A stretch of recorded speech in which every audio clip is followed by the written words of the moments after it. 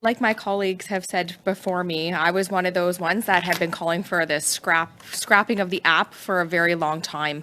Coming from a community that is very close and borders the United States across from Michigan, my office was inundated for months and months and months on a daily basis with dozens of phone calls, emails, senior citizens coming into the office in tears and totally just distraught because they weren't able to cross the border. They didn't have a smartphone, they didn't have a data plan on a phone, and they had been already separated from their loved ones for a couple of years, and they just wanted to get back to life to normal.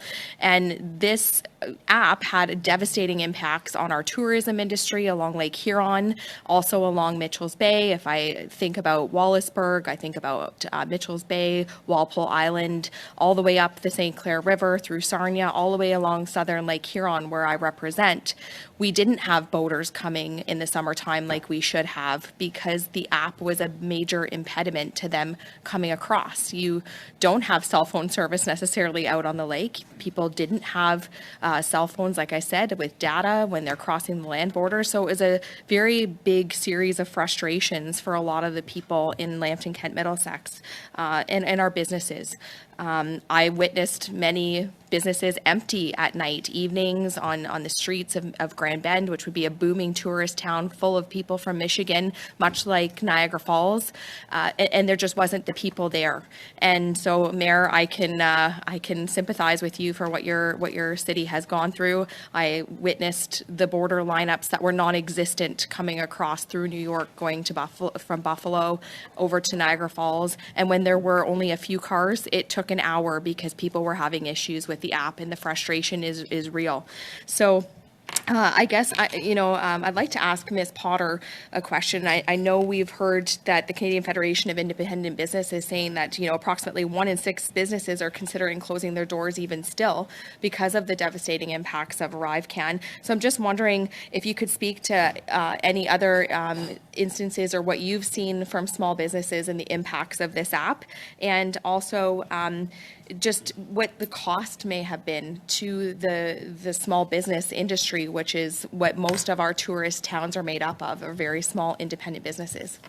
So for those businesses that are in border towns, what they will remember, what they're still stinging from, is the impact of the passport requirement post 9/11. Canadians are much more adaptable to new technologies and new requirements than Americans are. And I say that, with a large American family of my own.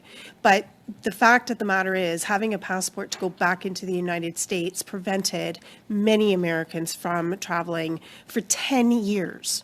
It took us 10 years to see the number of Americans coming across the border into our border towns and enjoying our retailers, enjoying our tourism businesses.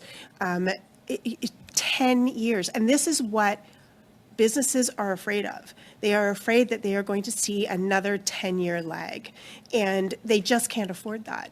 And when you add that on top of the additional debt burden that they've taken on because of trying to stay alive during the pandemic years and trying to keep their businesses afloat, we're just adding an increased burden to these businesses. And so a lot of them are looking at it and saying, this is my future, this is my retirement, is this the way I'm going to be, am I going to be able to continue to support my family? And they're making the decision to close and do something else instead. And that's very troubling to hear that. And I've seen businesses shut their doors in many of my communities because of that. And I'm just wondering, maybe Mr. Mayor, you can help with this, considering that you're a border town. What would you like to see the federal government do to help bring back tourists from, especially the United States, because there is a hesitancy from a lot of U.S. residents still to come over to Canada, and we've seen the morale drop, and people don't want to come to Canada. What would you suggest? And I know we only have about 30 seconds, so.